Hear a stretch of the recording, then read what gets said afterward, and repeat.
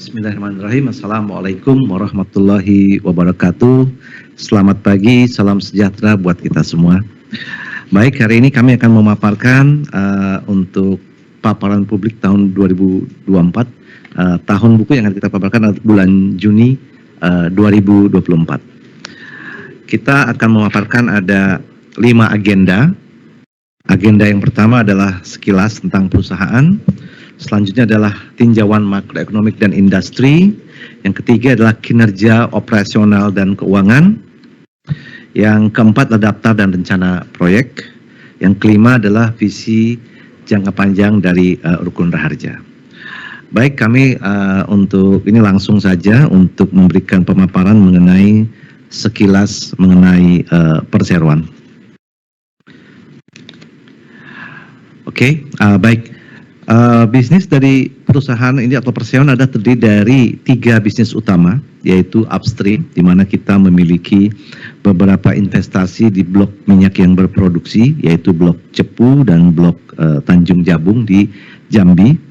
Cepu operatornya adalah Exxon Mobil, dan untuk blok Jabung operatornya adalah PetroChina. Dan yang kedua adalah kita ada di sektor midstream. Midstream ini adalah kita memiliki pipa gas dan infrastruktur pendukung daripada kegiatan hulu migas, dan juga kita memiliki pipa gas dan pipa minyak crude oil. Masing-masing besarannya kurang lebih sekitar 250 km untuk pipa gas dan 360 km untuk pipa crude oil, yang mana di sini kita berpartner dengan PT Pertagas. Total kami menyalurkan gas adalah kurang lebih 65 mm dan untuk gas pipa, dan kurang lebih 60 mm untuk gas kompresi dan juga transporters. Dan juga kami memiliki fasilitas terminal LNG di Rembang, Jawa Tengah dengan kapasitas kurang lebih 1000 metrik ton per hari. Setelah upstream, midstream, dan kami memiliki downstream. Dan downstream ini kita bisa dikatakan sebagai perusahaan gas swasta pertama di Indonesia. Kami saat ini bermitra dengan Tokyo Gas, perusahaan gas dari Jepang. Mereka memiliki mayoritas adalah masih di Rukun Raharja Tbk. Sampai saat ini kami memiliki alokasi sekitar 50 mm, dan mitra kami adalah pemasok gas terkemuka yaitu Pertamina, Medco adalah ex dari ConocoPhillips, dan beberapa pemasok lainnya.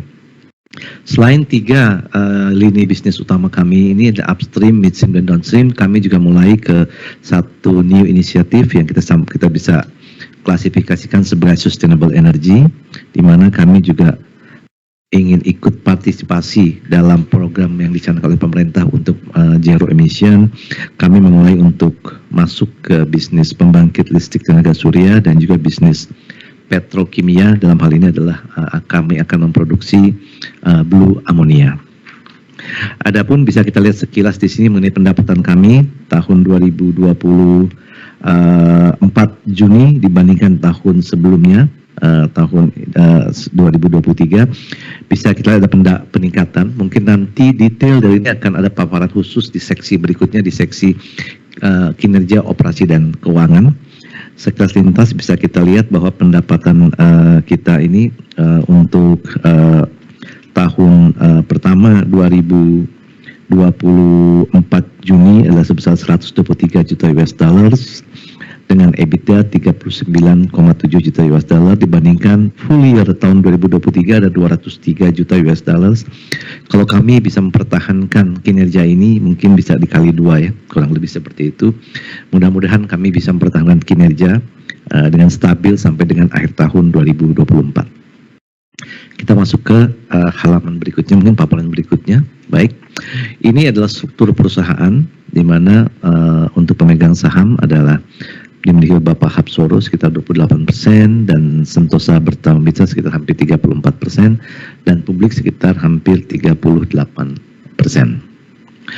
Seperti yang disampaikan tadi, ini adalah detail daripada lini bisnis kami upstream, yaitu di sini ada perusahaannya, subholdingnya itu adalah PT Raharja Energi Cepu, Dan untuk midstream, kami memiliki beberapa lini bisnis. Untuk infrastruktur, itu adalah Triguna Indonesia Pratama. Dalam hal ini adalah ONNM maupun juga pemilik dan pengelola pipa gas. Dan juga oil and gas services, selama ini ada Petrotek Pentanusa, yang mana kami baru saja menandatangani satu perjanjian untuk membangun pipa 120 km di Kalimantan. Mungkin nanti detailnya akan dijabarkan di di section daripada project dan project development yang sudah kami laksanakan dan akan kami laksanakan. Untuk oil and gas storage, seperti disampaikan, ini adalah terminal daripada LPG di Jawa Tengah. Berikutnya untuk downstream, ini ada Panjira Elamindo. Seperti disampaikan, kita memiliki partnership dengan Tokyo Gas. Tokyo Gas memiliki 33%, dan ini adalah produk kami di downstream ini adalah gas pipa dan CNG, dan insya Allah kami akan mulai untuk masuk ke LNG. Mudah-mudahan dalam waktu dekat kami bisa menambah satu produk lagi di lini downstream kami. Berikutnya untuk sustainable energy, seperti disampaikan ada power generation. Tentunya adalah power generation yang ramah lingkungan. Dalam hal ini solar power plant maupun gas. Dan juga petrochemical, dalam hal ini adalah di daerah Sulawesi, sedang kita akan menyelesaikan dalam tahap persiapan. Mudah-mudahan bisa dalam waktu secepat-cepatnya bisa kita mulai proses pembangunan daripada petrochemical kami ini. Itu adalah struktur dari perusahaan. Mungkin halaman berikutnya bisa tolong dibantu. Ini adalah area operasional daripada PT Rukun Raharja Tbk yang saat ini sedang beroperasi. Kita ada di Kalimantan, kita ada di Jawa, kita ada di Sumatera, dan yang proyek-proyek baru kita mungkin kita akan ada di Sulawesi, dan insya Allah mungkin akan juga ada di provinsi paling ujung kita, yaitu di Provinsi Papua. Total kita memiliki titik lumayan cukup banyak ini, hampir lebih dari 20 titik ya. Ini adalah operasi daripada area operasional daripada PT Rukun Raharja Tbk beserta anak-anak usahanya. Mungkin selanjutnya, ini ada beberapa peristiwa penting di tahun 2024. Yang pertama adalah kami melaksanakan rapat tahunan pada tanggal 29 Mei tahun 2024, yang mana kami memberikan dividen cukup substansial. Mudah-mudahan di tahun depan kami, untuk tahun buku ini, kita juga bisa memberikan dividen yang cukup bisa memuaskan para investor kami. Yang kedua, juga kami mendapatkan ESG Awards dari Kata Data untuk kategori industri energi di sektor sosial pada tanggal 7 Agustus tahun 2024. Dan yang ketiga, alhamdulillah tanggal 4 baru saja beberapa minggu yang lalu, seperti yang saya sampaikan tadi, kita baru saja mendatangi proyek pipa BBM di Kalimantan. Ini panjangnya kurang lebih 120 km. Nanti detailnya mungkin akan dijabarkan dalam section berikutnya dari paparan publik ini. Dan yang keempat, alhamdulillah juga beberapa minggu yang lalu juga, tepatnya tanggal 11 Oktober 2024, kami menandatangani proyek gas kompresor di Sulawesi Selatan. Ini juga nanti detail akan dijelaskan di section khusus untuk mengenai update my project daripada Rukun Raharja. Jadi tahun 2024 ini project kita ada 2 project yang berjalan, dan mudah-mudahan supaya bisa berjalan lancar. Dan komersial ataupun cash in daripada 2 proyek ini adalah kurang lebih sekitar 24 bulan dari construction. Yang pertama untuk pipa BBM, untuk proyek kompresor gas itu kurang lebih 12 bulan dari mulai konstruksi. Jadi insya Allah tahun 2026 dan 2027 sudah bisa kita nikmati kontribusi dari 2 proyek ini. Selanjutnya adalah susunan daripada Dewan Komisaris dan Direksi.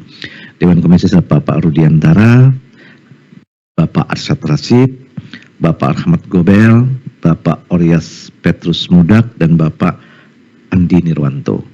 Untuk direksi, saya sendiri Johan Maulidi, dan Pak Bapak Sumantri Suwarno sebelah kiri saya dan Bapak Ogi Rino di sebelah kanan saya. Demikian paparan sekilas lintas mengenai perusahaan dari PT Rukun Raharja Tbk. Mudah-mudahan bisa dapat dimengerti. Andai kata nanti ada tanya jawab, mungkin kita akan bisa lakukan di section tanya jawab. Terima kasih. Untuk selanjutnya mungkin saya kembalikan kepada moderator. Public topik wal hidayah. Wassalamualaikum warahmatullahi wabarakatuh.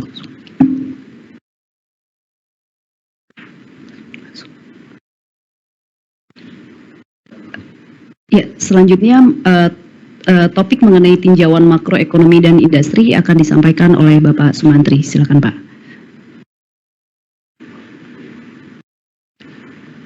Terima kasih. Assalamualaikum warahmatullahi wabarakatuh. Selamat pagi. Saya seperti di paparan publik sebelumnya akan menyampaikan tinjauan makroekonomi maupun tinjauan industri yang sangat penting untuk memberikan konteks atas ruang tumbuh dari bisnis perseroan. Yang pertama, tinjauan makroekonomi memasuki pertengahan tahun 2024, perekonomian global masih diselimuti dengan situasi yang berat. Ada perang Ukraina yang masih berlangsung, konflik di Timur Tengah, dan beberapa peristiwa ekonomi yang kemudian seperti perang dagang Amerika dan Cina ini memang memukul pertumbuhan ekonomi secara global. Beberapa lembaga internasional seperti Bank Dunia maupun IMF juga memperkirakan bahwa pertumbuhan ekonomi di tahun 2024 ini akan berada di rentang 2,6 sampai 3%. Sedangkan di tahun lalu sebenarnya di angka tahun depan di 2,7 sampai 3,3%, ya, angka yang cukup moderat. Kemudian di Indonesia sendiri target pertumbuhan ada di sekitar 4,7 sampai 5,5% di tahun 2024.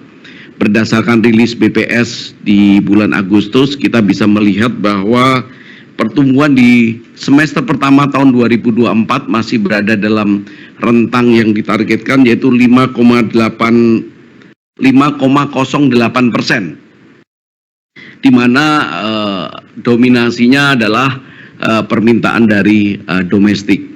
Kemudian dari sisi moneter, Bank Indonesia baru saja memutuskan untuk menurunkan tingkat suku bunga acuan atau BI rate dari 6,25 menjadi 6% pada rapat Dewan Gubernur tanggal 17 sampai 18 September tahun 2024. Tentu penurunan suku bunga ini juga menjadi kabar yang baik, suku bunga acuan ini, karena harapannya akan diikuti penurunan suku bunga di level perbankan, sehingga akan sangat membantu rencana bisnis perseroan yang dalam beberapa kesempatan memang membutuhkan dukungan dari pihak perbankan. Next.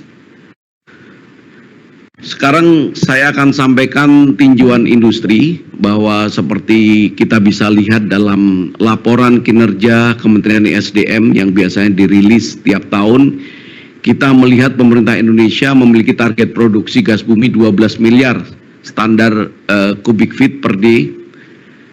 Kebutuhan masih diproyeksikan akan stabil hingga 2032, sehingga penambahan suplai yang akan muncul dari berbagai lapangan yang sudah beberapa kali kita sampaikan di dalam public expose sebelumnya masih diperkirakan dapat memenuhi kebutuhan gas dalam negeri.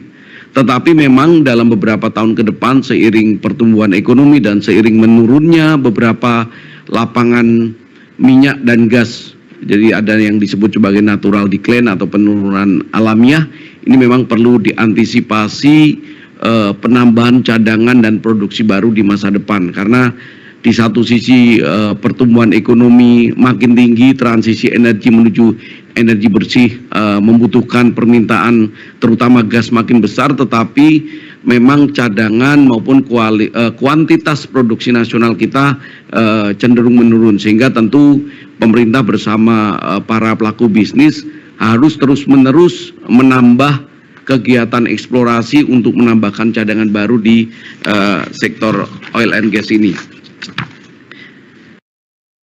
Kemudian yang paling penting, ini di luar naskah ini kami menyampaikan selamat atas terbentuknya atau terpilihnya Presiden baru dan kabinet yang sudah dipanggil. Harapan kita karena Pak Prabowo memiliki apa yang disebut sebagai asta cita, 8 visi kepemimpinan Presiden Prabowo, di mana nomor 2-nya adalah ingin mewujudkan kemandirian energi sebagai bagian dari penguatan ketahanan nasional. Kami dari perusahaan swasta nasional yang kebetulan bergerak di bidang energi tentu menyambut baik. Salah satu syarat dari tercapainya kemandirian energi bukan saja penambahan cadangan energi nasional, tetapi salah satunya juga memerlukan konektivitas infrastruktur energi. Kebetulan Perseroan dalam hal ini adalah perusahaan yang juga memiliki aset dan kegiatan yang sangat masif di sektor infrastruktur energi. Jadi dengan tekad pemerintah ini, kami sebagai pelaku ekonomi nasional dari sektor swasta bersiap untuk menjadi bagian dari perwujudan kemandirian energi nasional. Terima kasih. Saya tutup, saya kembalikan ke moderator. Wassalamualaikum warahmatullahi wabarakatuh. Selanjutnya mengenai kinerja operasional dan keuangan akan disampaikan oleh Bapak Ogi Rulino. Silakan Pak. Assalamualaikum warahmatullahi wabarakatuh. Selamat pagi Bapak Ibu para investor, analis dan peserta yang ikut Public Expo Rukun Raja semester pertama 2024. Baik, saya akan memaparkan terkait dengan kinerja operasional dan keuangan perseroan yang sudah dicapai di semester pertama 2024. Silakan. Next slide. Seperti yang dipaparkan oleh Pak Johar, jadi aset kami terbentang mulai dari bisnis upstream, ya, yaitu pemilikan PI di blok baik itu langsung ataupun tidak langsung di upstreamnya. Sementara di midstream yaitu aset-aset yang terkait dengan infrastruktur pipa, utility dan sebagainya. Termasuk di sini adalah terminal discharging terminal, yaitu produk LPG. Dan yang terakhir adalah downstream, di mana ini aktivitas di mana dilakukan trading, baik itu penyaluran gas langsung ataupun melalui pipa orang lain. Terkait dengan upstream, saat ini PT Rukun Raja melalui anak perusahaannya mempunyai 2 blok. Yang salah satunya adalah blok yang terbesar di Indonesia, yaitu blok Cepu, di mana Rukun Raja mempunyai sekitar 2,24% pemilikannya, dan secara tidak langsung di mana blok ini memproduksi sekitar 144.000 barel per hari. Yang kedua, baru tahun lalu kami sudah mengakuisisi salah satu PI, participating interest, di blok Jabung, di mana Raja mempunyai 8% kepemilikan saham. Blok ini lebih banyak memproduksi gas, kurang lebih sekitar 52.000 ekuivalen barel oil per day. Untuk aset midstream, seperti diketahui, jadi ini aset-aset yang sudah dimiliki oleh Raja berapa puluh tahun yang lalu. Ada beberapa yang baru, seperti pipa minyak mentah, yaitu terbentang di Sumatera sekitar 360 km. Kepemilikan Raja adalah 25%, sisanya dimiliki oleh Pertagas. Untuk pipa gas, Raja secara overall mempunyai 245 km, kebanyakan di Jawa dan sebagian di Jawa Timur. Untuk kompresor ada 2, yaitu kompresor gas 60 mm SCFD, berada di Cilegon, dan yang untuk CNG 4 mm itu ada di Jawa Tengah. Kami juga mempunyai pengelolaan air sekitar 50 liter per second. Sementara untuk terminal, ini discharging terminal, produknya LPG dengan kapasitas sekitar 1.000 metrik ton per hari. Untuk downstream, alokasi yang dimiliki oleh Raja sampai semester 1 2024 sekitar 50 mm, dan tentunya kami melihat potensi-potensi untuk menambah alokasi gas di beberapa lokasi yang lain. Sementara untuk penyaluran gas, ini kebanyakan di Sumatera, di Jambi, totalnya sekitar 65 mm SCFD. Lanjut. Nah, tentu ini yang dinanti-nanti oleh para investor, yaitu terkait dengan kinerja keuangan Rukun Raja di semester 1 2024. Bapak dan Ibu semuanya, kami bisa memaparkan bahwa pertumbuhan 3 komponen utama dari Rukun Raja, yaitu pendapatan, EBITDA, dan laba bersih itu naik sangat solid, rata-rata sekitar 60%. Ini suatu capaian yang luar biasa, yaitu tentu kerja keras dari seluruh jajaran di Rukun Raja dan Grup, dan dukungan dari Bapak-Bapak Komisaris, dan tentunya support dari pemegang saham semuanya, di mana pendapatan di semester 1 itu naik sekitar 50 juta dolar, menjadi 123,5 juta, yaitu dengan kenaikan 67%. Ini kenaikan yang luar biasa. Biasanya perusahaan itu naik paling banyak 2 kali dari growth ekonomi, tapi Rukun Raja bisa 67%, karena ada beberapa pendapatan yang sudah masuk kick in di tahun lalu dan full di semester 1 2024. Dan pendapatan ini adalah pendapatan yang sifatnya sustain, yaitu kontrak jangka panjang. Untuk Rokan kita punya 20 tahun, untuk blok yang lain itu rata-rata 10 tahun. Jadi pendapatan ini insya Allah ya akan berlanjut terus ke depannya, bukan seperti komoditas yang sifatnya siklikal. Jadi naik turun tergantung dari harga komoditas, tapi ini solid dan sustain ke depannya.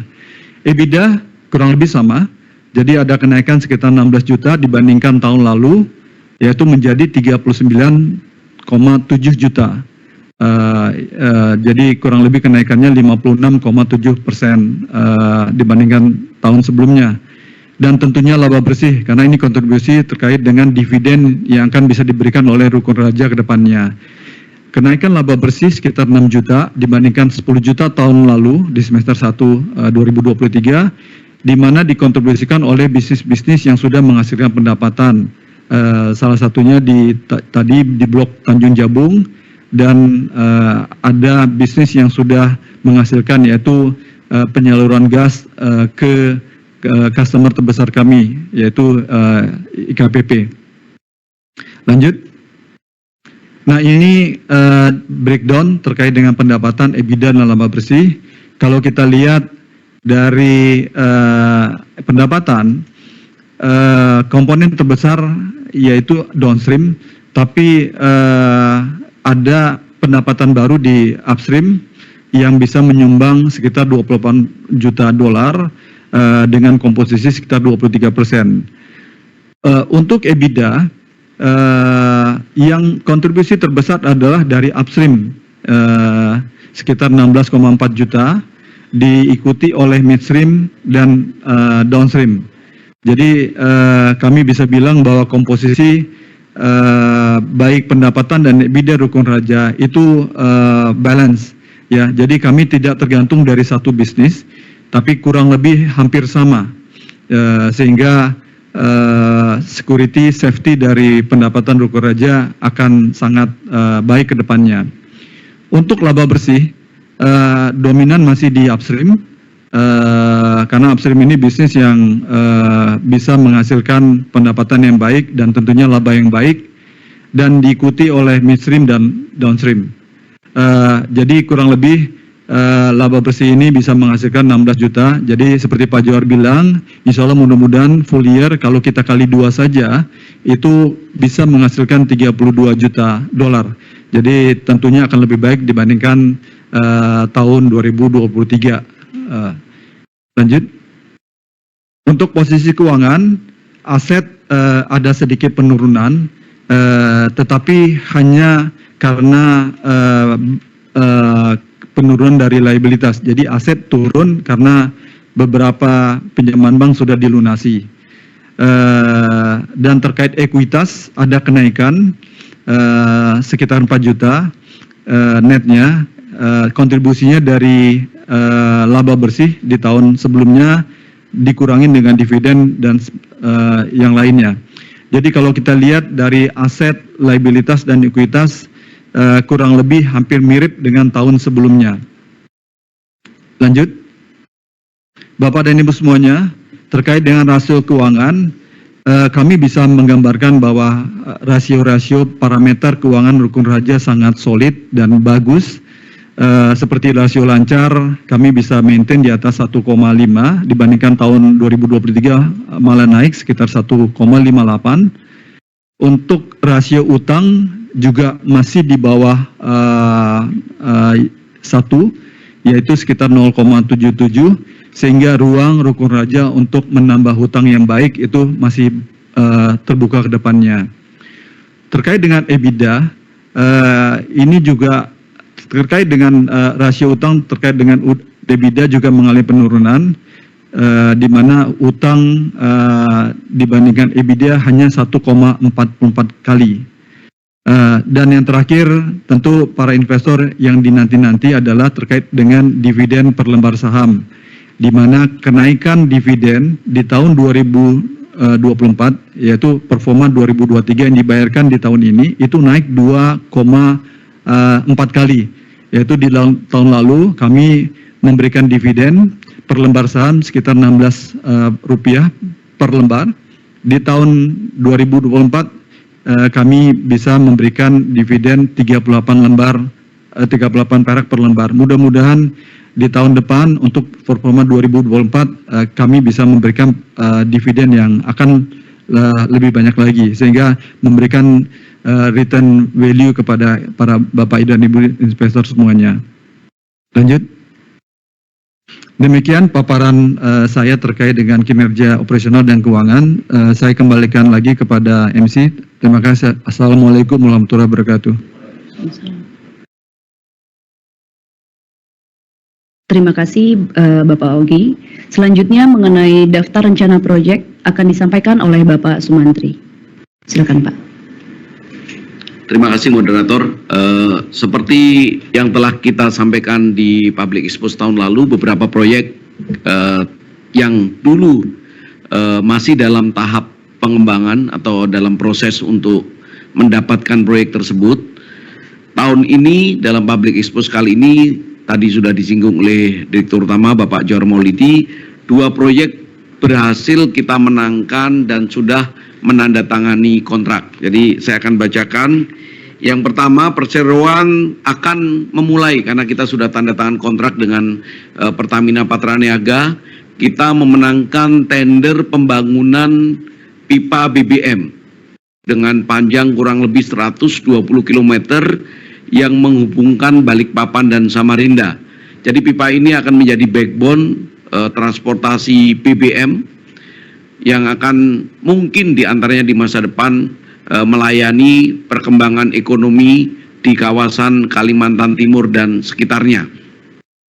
Jadi nilai pekerjaan ini sekitar 100 juta US dollar. Kita akan memulai pekerjaan, pemesanan barang dan sebagainya mungkin di awal bulan depan. Kita harapkan akan selesai di kuartal 4 2026 sehingga akan memulai mengenerate revenue di tahun buku 2027. Kemudian yang kedua, kita juga telah memenangkan kontrak, menandatanganinya, dan siap memulai pekerjaan penyewaan gas kompresor untuk perusahaan upstream energi equity atau energi sengkang, di mana kami akan membeli dan menyewakan 6 unit kompresor yang akan kita beli dari Amerika Serikat, dan harapannya bisa bekerja tahun depan di kuartal 4, sehingga di tahun buku 2026 sudah akan tercermin sebagian pendapatan dan mulai full di tahun 2026. Next. Merespon situasi mengenai kebutuhan gas bumi terutama di wilayah Jawa Barat dan Jawa pada umumnya, kita juga sedang melakukan studi kelayakan untuk membangun terminal LNG. Karena kita sudah punya terminal LPG, kalau ini adalah terminal LNG. Kita masih melakukan studi kelayakan untuk melihat lokasi yang tepat, serta melakukan studi pasar Di antaranya juga melakukan studi potensi suplai yang akan kita serap untuk melayani permintaan di Pulau Jawa.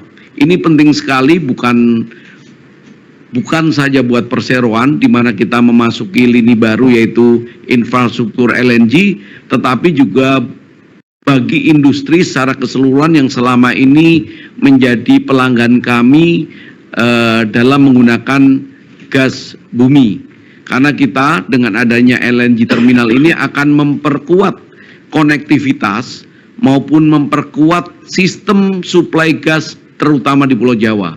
Selama ini gas di Pulau Jawa masih dilayani dengan menggunakan kebanyakan pipa, baik yang berasal dari pipa South Sumatra West Java maupun dari sistem pipa yang memang ada di sebagian Pulau Jawa, misalnya di Jawa Timur, di mana dilayani oleh pipa Gresik Semarang atau yang dikenal sebagai pipa Gresem.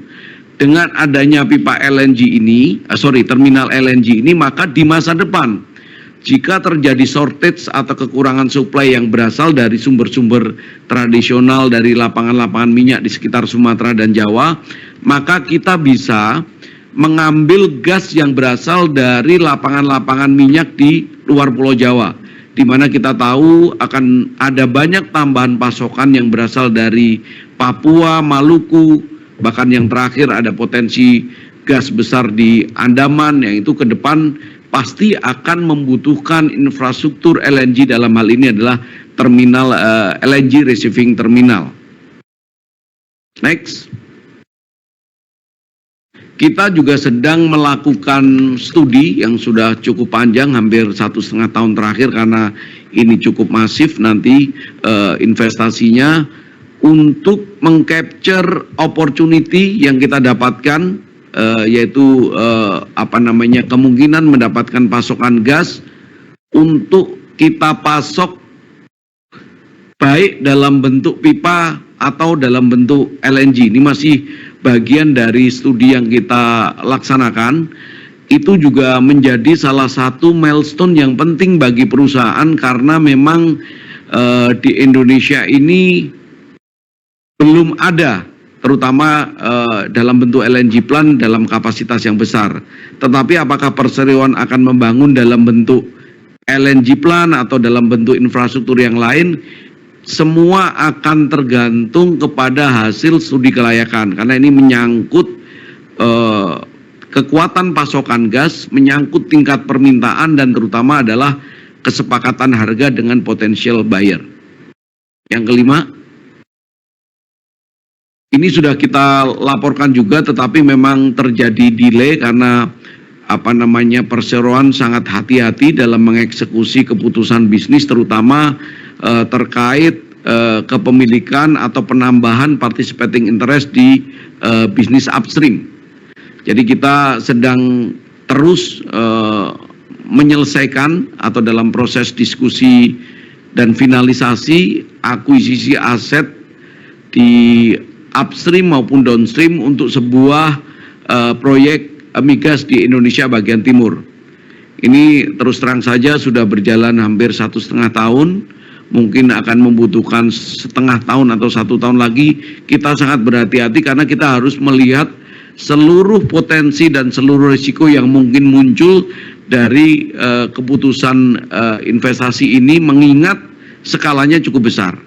Tentu kami akan sangat senang jika bisa mengeksekusi dan menginformasikannya secepat mungkin kepada investor sebagai bagian dari tata kelola perusahaan publik ketika pembicaraan dengan partner ini betul-betul telah kita selesaikan secara legal maupun secara komersil. Tapi sekali lagi ini kami laporkan sebagai proyek yang sedang dijajaki.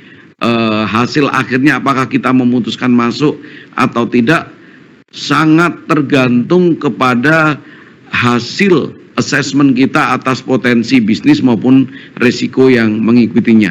Saya rasa itu terkait daftar rencana proyek. Saya kembalikan kepada moderator. Baik, terima kasih Pak Sumantri.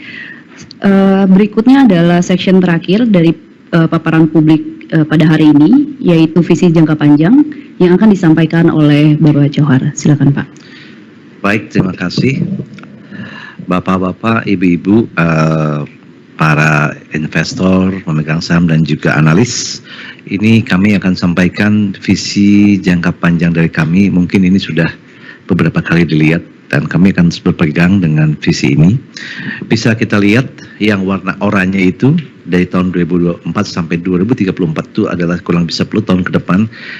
Upstream, midstream dan downstream masih menjadi lini utama kami, di mana target kami, visi kami dalam 10 tahun ke depan, pada tahun 2034 itu upstream, midstream dan downstream akan berkontribusi sekitar 60% daripada total kita punya PT Rukun Raharja Tbk, dalam hal ini business contribution-nya. Berikutnya untuk LNG dan petrochemical, berdasarkan dari visi kami dan target kami, insya Allah mulai tahun 2028 ke depan kita akan sudah mulai masuk ke lini bisnis LNG dan petrokimia. Dan dalam 10 tahun ke depan target kami adalah ini akan memberikan kontribusi kurang lebih 30% daripada total bisnis performance daripada PT Rukun Raharja Tbk dan anak-anak usahanya. Dan yang berikutnya adalah untuk lini bisnis energi hijau dan EBT, energi baru terbarukan, insya Allah kita akan mulai masuk ke sana pada tahun 2032. Dan target kami itu akan memberikan kontribusi kepada total bisnis performance Rukun Raharja sekitar 10%. Jadi nanti anatomi bisnis kami pada tahun 2034 atau insya Allah 10 tahun ke depan adalah 60% masih di sektor daripada lini bisnis upstream, midstream dan downstream, yaitu sektor inti kami, dan sekitar 30% akan disumbangkan oleh LNG dan petrokimia, dan sekitar 10% akan disumbangkan oleh energi hijau dan energi baru terbarukan. Mudah-mudahan kami bisa mewujudkan visi kami ini tentu dengan dukungan daripada semua pihak. Dalam hal ini adalah Rukun Raharja dan beserta anak usahanya, dan juga dukungan daripada bapak-bapak, ibu-ibu semua sebagai investor kami. Semoga Allah Subhanahu wa Ta'ala memudahkan apa yang menjadi visi kami dan bisa kami realisasikan seperti yang kami paparkan pada visi perseroan dalam hal rencana strategik 10 tahun ke depan. Dari kami sekian seperti itu, mudah-mudahan bisa dimengerti. Mungkin untuk selanjutnya saya kembalikan kepada moderator. Baik, terima kasih. Wabillahi taufiq wal hidayah. Assalamualaikum warahmatullahi wabarakatuh. Terima kasih Bapak atas pemaparannya. Selanjutnya kita akan buka sesi tanya jawab. Sudah ada beberapa pertanyaan yang masuk saat ini. Dari yang pertama, dari Komang dari Bisnis Indonesia. Jadi ada 5 pertanyaan, Pak. Yang pertama, update dari tender PLTS. Berapa kapasitas megawatt yang diincar dan siapa mitra dari Timur Tengah itu? Kemudian berapa jumlah akan disiapkan oleh Raja? Baik, mungkin untuk ini Pak Sumantri bisa tolong dijawab untuk poin nomor 1-nya, Pak.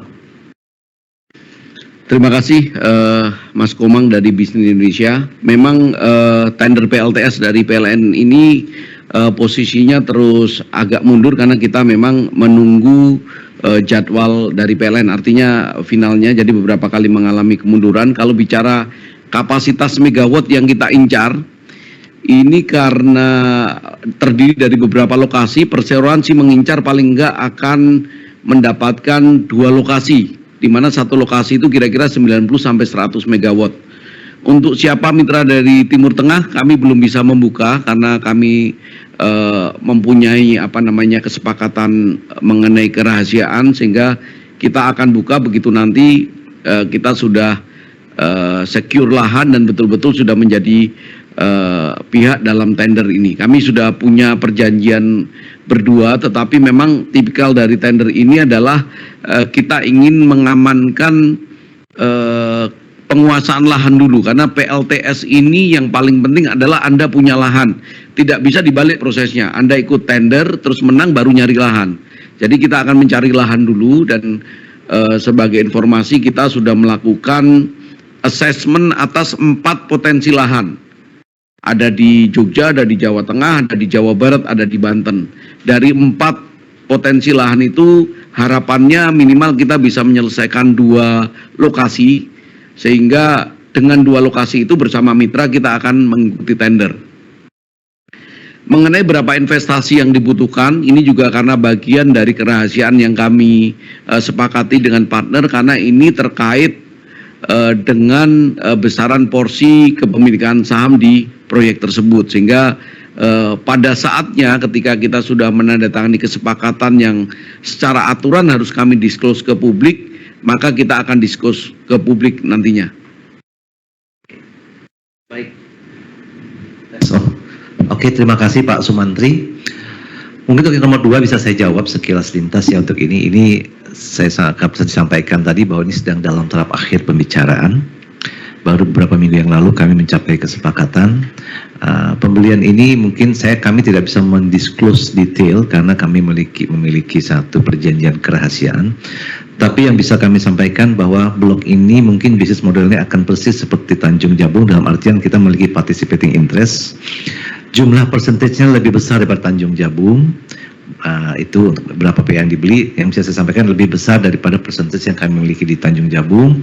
Nilai akuisisinya kami belum bisa sampaikan, tapi ini lumayan cukup besar, dan kami sedang melakukan saat ini adalah dalam finishing touch untuk menandatangani kesepakatan. Pada saatnya insya Allah pasti kami akan melakukan keterbukaan informasi sesuai dengan aturan yang berlaku. Terima kasih. Itu pertanyaan mengenai pembelian participating interest ya, Pak ya? Iya, maaf, nomor 2. Nomor 2. Oke. Maaf, biar nggak bingung, nomor 2. Kemudian nomor 3 ya? Nomor 3 ya Pak? Nomor 3 mungkin terkait dengan terminal LNG di Jawa Barat. Seperti apa update studinya Pak? Kemudian apa Raja akan bekerja sama dengan PGN atau investasi sendiri? Baik, Pak Sumantri mungkin bisa dijawab Pak, tolong Pak, nanti akan saya tambahkan sebagian. Silakan Pak Sumantri. Kita telah melakukan studi untuk mengcover potential demand dari wilayah Jawa Barat, Jawa Tengah, dan Jawa pada umumnya. Jadi seperti saya tadi sampaikan, lokasinya ini masih dalam posisi assessment atau kita melakukan posisi seleksi, di mana yang kita harus melihat adalah potensi demand dan potensi supply. Memang secara sekilas yang akan mengalami kekurangan supply adalah industri-industri Jawa Barat, sehingga memang Jawa Barat menjadi salah satu yang potensinya cukup besar untuk kita pilih menjadi lokasi. Tepatnya di mana ini tentu kita juga belum bisa disclose. Apakah Raja akan bekerja sama dengan PGN? Sejauh ini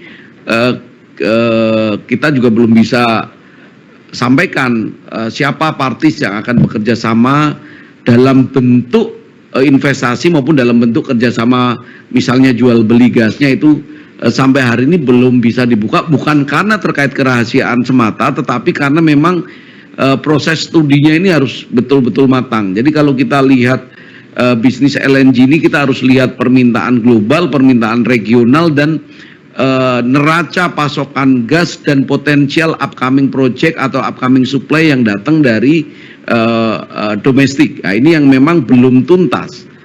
Kalau pertanyaan apakah investasi sendiri, kalau melihat angkanya, kita selalu berpikir bahwa investasi yang cukup besar, kita ingin menggandeng partner yang bisa membawa atau menambah kekuatan baik dari sisi finansial, dari sisi penyerapan pasar, maupun dari sisi penguatan teknologi. Di sisi lain, kita juga ingin membawa partner untuk mengurangi tingkat risiko, sehingga itu adalah bagian dari tipikal bisnis yang dikerjakan Raja, terutama untuk investasi-investasi yang jumlahnya cukup signifikan. Terima kasih. Iya, terima kasih Pak. Kemudian ada pertanyaan yang keempat dan kelima ya Pak ya, masih dari Pak Komang. Jadi untuk nomor 4, apakah sudah menjajaki kemungkinan pasokan dari Blok South Andaman, Geng North, dan Tangguh? Kemudian nomor 5, apa margin dari terminal LNG yang akan menarik buat pertumbuhan pendapatan Raja sendiri, Pak? Baik, yang nomor 4 mungkin akan saya jawab, nomor 5 mungkin bisa Pak Ogi jawab mengenai hubungan dari investasi. Nomor 4, sampai hari ini kami terus menjajaki kemungkinan-kemungkinan untuk pasokan, dan memang sampai saat ini kita belum berbicara dengan blok-blok tersebut, tapi tidak menutup kemungkinan untuk kami akan melakukan pembicaraan dengan blok yang ditanyakan oleh Pak Komang ini. Terima kasih. Baik, untuk nomor 5 terkait dengan margin. Raja sebagai perusahaan publik tentu punya suatu parameter tertentu, namanya investment scorecard ya. Jadi kami ada suatu threshold yang harus dipenuhi, apakah investasi ini bisa lanjut atau tidak. Tapi terkait dengan LNG, terminal LNG, ini suatu keniscayaan. Karena kita tahu selama ini yang namanya gas pipa itu suatu waktu akan depleted karena supply dari Jawa Barat terutama dan Sumatera itu kita sudah tahu setiap tahun itu declining. Jadi kedepannya kita lihat potensi pemanfaatan LNG akan sangat jamak kedepannya. Sehingga kami melihat bahwa terminal LNG yang akan melakukan regasifikasi itu suatu entry point. Ya, tadi Pak Menteri sudah bilang satu lokasi yang kita sedang lakukan studi. Mudah-mudahan ke depannya ini akan menjadi suatu bisnis baru, ya, di mana terminal LNG ini akan berkontribusi baik itu dari sisi regasifikasinya, baik itu dari supply LNG-nya, dan mungkin juga kita akan melihat supply chain-nya, ya, karena ada transportasinya. Ada hal-hal yang sifatnya agregasi ekosistem dari LNG itu sendiri. Demikian, terima kasih. Ya, ada tambahan dari Pak Johar? Cukup. Oke. Semoga cukup jelas Pak Komang dari Bisnis Indonesia. Selanjutnya ada pertanyaan dari Bapak Ridwan dari Kontan. Ada 4 pertanyaan ya Pak. Jadi pertanyaan yang pertama, kira-kira kapan bisnis LNG dan sustainable energy yang terkait PLTS dan blue ammonia itu akan beroperasi Pak? Dan bagaimana kontribusinya terhadap Raja? Dan target timeline-nya seperti apa Pak? Mungkin dari nomor 1 dulu ya Pak ya, kita jawab. Oke, mungkin bisa saya jawab, mungkin nanti bisa ditambahkan juga oleh sebagian oleh Pak Sumanti maupun Pak Ogi. Kapan lini bisnis LNG dan sustainable energy PLTS dan blue ammonia bisa beroperasi? Seperti yang kita sampaikan di sini, dari kita punya rencana strategi 10 tahun ke depan, LNG dan petrochemical maupun itu akan mulai sekitar 2028. Mungkin tadi pada paparan kami yang terakhir, PLTS itu atau energi hijau mungkin sekitar 2030, tapi tentu ini sangat tergantung dari bagaimana kebijakan dari PLN dalam hari ini untuk sebagai membeli daripada dan penyalur daripada listrik di Indonesia. Mengenai blue ammonia, tentu kami akan menargetkan paling tidak seperti disampaikan di paparan sekitar paling lambat tahun 2028. Apakah akan memberikan kontribusi kepada Raja? Tentu pasti memberikan kontribusi dan cukup signifikan. Cuman saat ini mungkin kami belum bisa memaparkan karena ini dalam tahap persiapan dan tentu hitung-hitungannya masih sedang kita finalisasikan karena itu menyangkut banyak hal dari segi rantai pasoknya, investasi dan sebagainya dan juga pembelinya.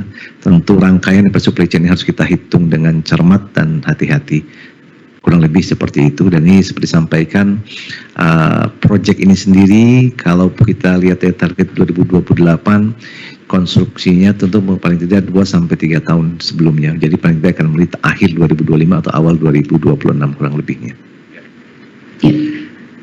Terima kasih. Ya, kemudian ada pertanyaan lanjutan masih mengenai sustainable energy Pak. Jadi terkait sustainable energy kira-kira berapa investasi yang dipersiapkan oleh Raja Pak? Tadi sudah disampaikan ya, karena saat ini sedang taraf kita finalisasi karena begitu banyak supply chain sedang kita hitung. Kami mungkin belum bisa menggambarkan secara detail atau mungkin rough figure. Bagaimana nih Pak Sumantri? Mungkin ada yang bisa ditambahkan atau Pak Ogi silakan. Oke, tapi gini aja, saya mau lebih ke arah memberikan rule of thumb. Kalau PLTS itu per megawatt kira-kira angkanya di 1,5 sampai 2 juta US. Jadi kalau kita bicara 100 megawatt maka investasinya bisa bergerak di angka 150 juta sampai 200 juta dolar. Kira-kira seperti itu, Bu. Tetapi soal berapa investasi yang akan dilakukan Raja, lagi-lagi itu sangat tergantung dengan percentage dari keikutsertaan kita di dalam investasi tersebut. Karena nanti akan ada beberapa pihak yang akan masuk di dalam investasi ini, sehingga besaran investasi final Raja akan ditentukan berdasarkan besaran final proporsi yang dimiliki Raja dalam investasi tersebut. Kalau untuk yang blue ammonia, ya kisarannya bisa sampai 800 sampai 900 juta US dollar. Secara umum berdasarkan kapasitas di angka 700.000 metrik ton per tahun. Tetapi final besaran investasi tentu akan sangat tergantung kepada FEED, yang dimana itu prosesnya masih bagian dari tahapan yang sedang dikerjakan, karena feasibility study, setelah itu dilanjutkan pembuatan FEED dan sebagainya. Di situ kemudian nanti akan ada FID atau Final Investment Decision. Di situ angka baru muncul, secara proyek, dan kemudian akan kita kalikan berapa persentase kepemilikan Raja, di mana di blue ammonia ini adalah 40%. Disitulah kebutuhan CAPEX yang akan dibelanjakan oleh Raja. Sehingga sekali lagi kesimpulannya, kami pasti akan melakukan update kepada publik ketika semua angka-angka dan struktur investasi dengan partner ini telah fix, gitu. Terima kasih. Jadi sebagai gambaran ya, kalau kira-kira proyek mana saja yang sedang dan akan dikerjakan, iya, kedua proyek ini sedang dan akan dikerjakan, itu jawabannya. Dan kedua juga kapan akan mulai, itu sudah disampaikan juga. Untuk blue ammonia paling tidak di 2025 akhir maupun awal 2026 konstruksi pasti akan harus kita mulai. Dan tentu besaran investasi itu sudah disampaikan oleh Pak Sumantri, itu ada rata-rata investasi seperti yang disampaikan Pak Sumantri untuk roll of thumb-nya. Terus saya pikir itu untuk pertanyaan nomor 1 dan nomor 2. Silakan saya kembalikan kepada moderator. Iya, terima kasih Pak. Kemudian ada pertanyaan mengenai proyek yang baru saja kita tanda tangani di minggu lalu Pak. Jadi terkait dengan gas kompresor. Jadi kalau untuk gas kompresor kira-kira berapa nilai proyeknya dan estimasi pendapatan bagi Raja pada saat nanti dia sudah selesai masa construction. Untuk proyek sewa kompresor di Blok Sengkang, investasinya kurang lebih sekitar 28 sampai 30 juta US dollars. Kontribusi pendapatan bagi Raja untuk kontrak selama 5 tahun kurang lebih sekitar 50 juta US dollars.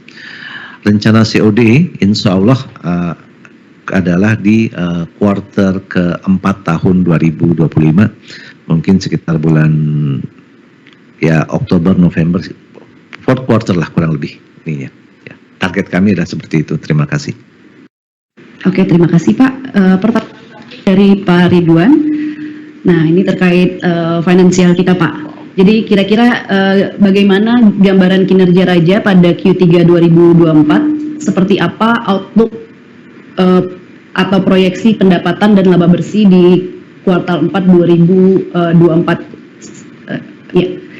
Sebelumnya sudah agak di spill dikit dengan Bapak-Bapak ya mengenai performance kita di 2024. Mungkin bisa dijelaskan langsung Pak? Ya boleh. Mungkin pertanyaannya boleh ditampilkan biar ini enggak. Oke. Baik, mengenai kinerja Q3 dan Q4 2024 ya, full year ya.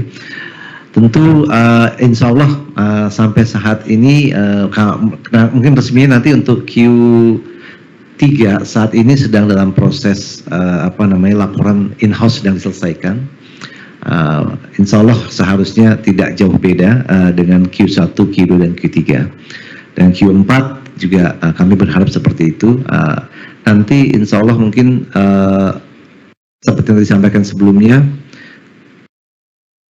mudah-mudahan kita bisa mencapai stabil seperti Q1, Q2 dan selanjutnya Q3, Q4 sehingga paling tidak bisa mencapai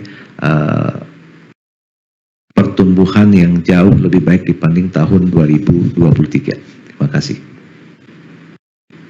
Iya, terima kasih Pak Johar atas penjelasannya. Ada satu pertanyaan lagi itu dari Pak Tagor. Wah.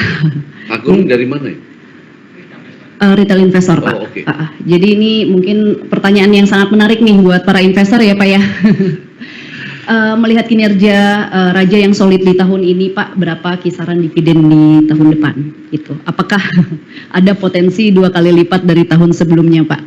Silakan. Baik, mengenai potensi dividen tentu kami harus menimbang dua hal. Yang pertama tentu kami menimbang bahwa bapak-bapak investor yang berinvestasi kami tentu ingin mendapatkan satu return yang baik. Itu menjadi prioritas kami yang utama.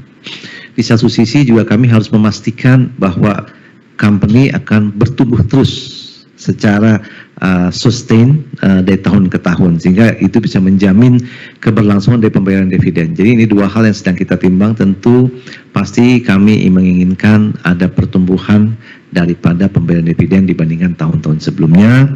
Di saat yang sama juga kami ingin memberikan juga jaminan kepada para investor kami, selain dividen adalah bisnis juga bertumbuh dari tahun ke tahun. Itu aja mungkin saya bisa jawab. Saya tidak bisa jawab ansih 2 kali lipat atau berapa, karena banyak hal yang kita pertimbangkan, dan kedua juga hal tersebut harus mendapat persetujuan dari rapat umum pemegang saham. Tapi yang pasti kita akan membayar dividen, dan yang pasti kami akan berusaha untuk memberikan dividen nilainya lebih daripada tahun-tahun sebelumnya, seperti track record kita yang bisa dilihat di 3 tahun terakhir. Terima kasih. Dari saya begitu saja. Terima kasih. Wassalamualaikum warahmatullahi wabarakatuh. Waalaikumsalam. Oke, mungkin hanya itu pertanyaan kita pada hari ini. Sebelum kita tutup paparan publik tahun 2024 Raja, mungkin ada yang mau disampaikan dulu dari Pak Johar? Oke, baik. Ya, mungkin yang kami akan sampaikan ada kepada para investor maupun analis dan sebagainya. Kami tentu membuka ruang kalau ada pertanyaan-pertanyaan bisa mengontak langsung kepada investor relation kami maupun dengan corporate secretary kami. Satu hal yang bisa kami sampaikan kepada para investor kami adalah Rukun Raharja akan terus berusaha untuk tumbuh semakin besar dan bisa menjadikan satu tempat investasi yang terbaik untuk bapak-bapak dan ibu-ibu yang ada di pasar modal. Dan sekali lagi kami ucapkan terima kasih atas kepercayaan dan dukungannya kepada kami, sehingga kami bisa terus memberikan kinerja yang baik, yang pada akhirnya bisa memberikan dividen seperti yang bapak-bapak dan ibu-ibu harapkan, dan juga bisa memberikan harga saham yang juga cukup bisa dijadikan sebagai satu investasi yang layak untuk dipegang oleh bapak-bapak dan ibu-ibu. Dari kami, terima kasih sekali lagi. Terima kasih atas dukungan dan kepercayaannya. Terima kasih. Wassalamualaikum warahmatullahi wabarakatuh. Waalaikumsalam warahmatullahi wabarakatuh.